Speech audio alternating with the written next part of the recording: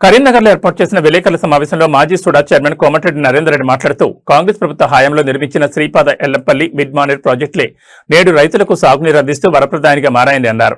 BRS పాలనలో Kaleshwaram project smart city పేరుతో తీవ్ర అవినీతి జరిగిందని ఆరోపించారు. ప్రస్తుతం కాంగ్రెస్ ప్రభుత్వం ప్రజా సంక్షేమానికి ప్రాధాన్యత ఇస్తూ పాలన సాగిస్తుందని పేర్కొన్నారు. వేములవాడలో నిర్వహించిన వరణయాగం, కొండగట్టు గిరి ప్రదక్షిణల ఫలితంగానే దేవుడి కరుణతో రాష్ట్రంలో సమృద్ధిగా వర్షాలు కురుస్తున్నాయని అన్నారు. కాంగ్రెస్ ప్రభుత్వం ఇందిరమ్మ ఇండ్లు, రేషన్ కార్డుల వంటి సంక్షేమ పథకాల ద్వారా ప్రజలకు మేలు చేస్తుంటే ప్రతిపక్షాలు తప్పుడు ప్రచారాలు చేస్తున్నాయని విమర్శించారు.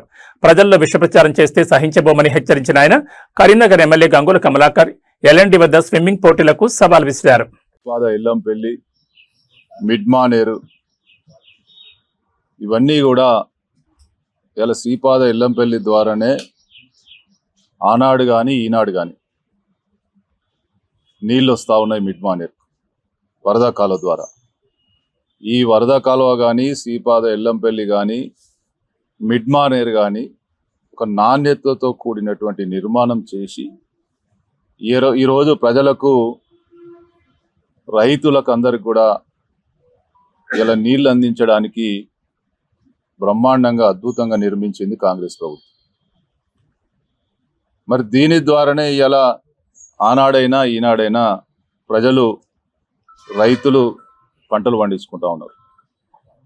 ఎలినో ప్రభావం ద్వారా వర్షాలు రావేమో అనేటువంటి ఉద్దేశంతో బీఆర్ఎస్ నాయకులు కేటీఆర్, హరీష్ రావు హంగామా చేసి ఇక మిడ్మాన్ వాళ్ళు కట్టినటువంటి మేడిగడ్డ దాని ద్వారానే కన్నపల్లి పంప ద్వారానే నీళ్ళు వస్తేనే రైతులకు నీళ్లు, లేకపోతే లేదు. ఆ కూలిపోయిన దగ్గరికి వెళ్ళి నీళ్ళు తీసుకురావాలని చెప్పి మరి పెద్ద ఎత్తున ఆనాడు రైతులను తప్పుదోవ పట్టించి శవాల మీద పేలాలు ఏరుకునే రకంగా ప్రవర్తించినటువంటి కేటీ రామారావు, హరీష్ రావు, ఇక్కడ ఉన్నటువంటి గంగుల కమలాకర్, ఇతర నాయకులు ప్రభుత్వాన్ని బదనాం చేసి పబ్బం గడుపుకోవాలని చూసి అవినీతి ప్రాజెక్టు కట్టి అవినీతి 1,00,00,000 కోట్ల అవినీతికి పాల్పడి మరి కాంగ్రెస్ ప్రభుత్వంలో ఇన్ని ప్రాజెక్టులు కడితే ఏ ఒక్క చిన్న మచ్చ లేకుండా ప్రాజెక్టు బ్రహ్మాండంగా నడుస్తూ ఉంటే ఒకే ఒక్క ప్రాజెక్టు కట్టి దాంట్లో అవినీతి వల్ల అది కుంగిపోతే సిగ్గు లేకుండా కొద్దిగా వర్షాభావ పరిస్థితి ఏర్పడితే దాంట్లో లబ్ధి పొందాలని ఫీట్లు చేసి ప్రజలను తప్పుదో పట్టించే ప్రయత్నం చేశారు. ఆనాడు మేము మొన్న కొండగట్టులో గిరి ప్రదక్షిణ చేసి, వేములవాడలో వరుణ యాగం చేసి, దైవ బలం ప్రజాపాలన అందిస్తున్నటువంటి ఈ ప్రభుత్వానికి ముఖ్యమంత్రి రేవంత్ రెడ్డి గారి నాయకత్వంలో ప్రజాపాలన అందిస్తూ ఉంటే వరుణుడు దేవుడు కరుణించాలని చెప్పి మేము గిరి ప్రదక్షిణలు, హోమాలు, యాగాలు చేస్తే మరి నిష్కలకంగా ఈరోజు ప్రజాపాలన అందిస్తున్నటువంటి ప్రభుత్వానికి ఆ వరుణుడు మా వైపు ఉండి ఈరోజు వర్షం అందిస్తూ ఉంది. కానీ ఆ వరుణుణ్ణి రావద్దని పాపం ఇంట్లో పూజలు చేసిరు దాని ద్వారా లబ్ధి పొందాలని. కానీ మోసపూరిత పాలన చేసి, మోసపూరితంగా అవినీతి పాలన చేసి అవినీతికి పాల్పడినటువంటి వాళ్ళ వైపు వరుణుడు లేడు అన్న విషయం ఇప్పుడు స్పష్టంగా తెలుస్తూ ఉంది. అడుగుతా ఉన్నా, నువ్వు ఏదో ప్రజలను తప్పు పట్టియడానికి క్రికెట్, ఫుట్బాల్ ఆడినావు కదా, ఇంకా 4 రోజులైతే రా, అదే మానేరు డ్యాంలో ఈత కొడదాం, ఈత పోటీలు పెట్టుకుందామని చెప్పి అడుగుతా ఉన్నా.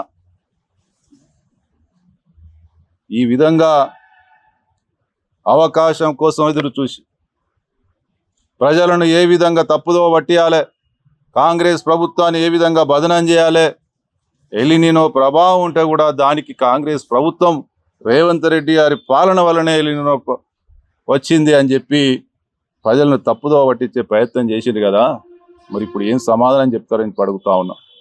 ఇవాళ వరుణుడు, దేవుడు, ఎలినినో ప్రభావం ఉన్నప్పుడు కూడా ప్రజా పాలన నడుస్తూ ఉంది కాబట్టి ఈ రాష్ట్ర ప్రభుత్వం ప్రజల యొక్క, పేదల యొక్క జీవితాలను బాగుపరుస్తూ ఉన్నటువంటి ఉద్దేశంతో నడుస్తూ ఉంది కాబట్టి దేవుడు వరుణుడు ఈరోజు కాంగ్రెస్ ప్రభుత్వం వైపు ఉన్నాడు. మీలాగా అవినీతిమైనటువంటి పాలన చేసి లక్షల కోట్ల అవినీతికి పాల్పడి ప్రజాధనం దుర్వినియోగం చేయడం వల్ల ఇలా ప్రాజెక్టులు ఊలిపోయినాయి. ఈ రాష్ట్రంలో ఆ లక్షల కోట్ల అప్పులైంది. కాబట్టి వరుణుడు కానీ దేవుడు కానీ మీ వైపు ఉండడు, భవిష్యత్తులో కూడా ఉండడు అని చెప్పి చెప్తా ఉన్నాం. అదేవిధంగా ఇవాళ కాళేశ్వరం ప్రాజెక్టు డిజైన్ చేసి కట్టిన కొద్ది రోజులకే కూలిపోయినటువంటి బాధ్యత మీ మీద పెట్టుకొని ఇలా ప్రజలను తప్పుదోవ పట్టేయడానికి ప్రయత్నం చేశారు కదా, సిగ్గు లేదా అని చెప్పి అడుగుతా ఉన్నాం. ఈరోజు అదే ఎల్లంపల్లి కాంగ్రెస్ ప్రభుత్వంలో కట్టినటువంటి ఎల్లంపల్లి ప్రాజెక్టే ఇలా వరప్రదాయిని అయింది.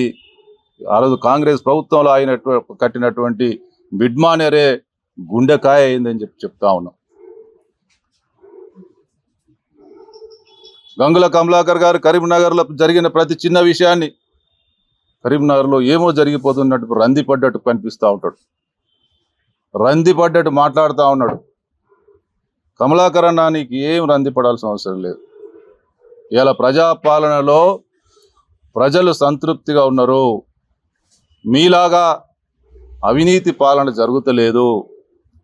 ఇందిరా చౌక్ను 1,80,00,000కు మీరు సుందరీకరణ చేస్తే శాతవాహన యూనివర్సిటీ ముందున్నటువంటి జ్యోతిబా పూలే చౌక్ను 18 లక్షలకు మాత్రమే సుందరీకరణ చేస్తాం. మీకు మాకు ఉన్న తేడా అది. ఈరోజు మీ హాయంలో జరిగినటువంటి అవినీతి, స్మార్ట్ సిటీకి సంబంధించినటువంటి మీరు ఆనాడు ఎమ్మెల్యేగా మంత్రిగా ఉన్నప్పుడు మేము మొత్తుకున్నాం, స్మార్ట్ సిటీలో అవినీతి జరుగుతూ ఉంది, అశాస్త్రీయంగా జరుగుతూ ఉన్నాయి పనులని. మేము మొత్తుకున్నది ఈరోజు ఇద్దరు మేయర్లు కొట్లాడి దాన్ని నిజం చేస్తూ ఉన్నారు. ఊర్లో చూస్తూ ఉంటాం, అక్కడక్కడ వాడలలో చూస్తూ ఉంటాం, ఇద్దరు కొట్లాడుతూ ఉంటారు. నీ మొడుగు మంచోడు కాడంటే నీ మొగుడు మంచోడు కాదని, నీ మొగుడు అవినీతి పరుడు అంటే నీ మొగుడు అవినీతి పరుడు అంటే ఆవేశంలో వాళ్ళు అసలు విషయాలు బయట పెడతా ఉంటారు. అంటే మనకు క్లియర్గా అర్థమైంది ఏంది, ఇద్దరు మొగుళ్ళు మంచోళ్ళు కాదు, ఇద్దరు మొగుళ్ళు అవినీతి పరులు అని ఇక్కడ స్పష్టంగా కనిపిస్తూ ఉంది. గంగుల కమలాకర్ గారి హాయంలో మేయర్లుగా ఉన్న వాళ్ళు వీళ్ళిద్దరూ ఒకరికొకరు బీఆర్ఎస్ ప్రభుత్వంలో మీరు అవినీతి చేసి పాల్పడ్డరు అని చెప్పి మాట్లాడుతూ ఉన్నారు. వాళ్ళిద్దరూ ఈ గంగుల కమలాకర్ ముగ్గురు బీఆర్ఎస్ పార్టీలో పనిచేసిన వాళ్ళే, బీఆర్ఎస్ ప్రభుత్వంలో పనిచేసిన వాళ్ళే. ప్రభుత్వాన్ని భజనం చేయాలి, కరీంనగర్లో పాలన లేదు, లేకపోతే ఇంకెక్కడనో లేదు, మీ అవినీతి వల్ల కుంగిపోయినటువంటి డ్యాములకు కూడా దానికి కూడా ప్రభుత్వాన్ని భజనం చేయాలి. ప్రతి సంవత్సరం లాగే 7 టీఎంసీలు ఉంటే కూడా ఇప్పుడేదో స్పెషల్గా నీళ్లు లేనట్టు చూపియాలి. ఇటువంటి ప్రయత్నాలు మానుకో కమలాకర్ అన్న.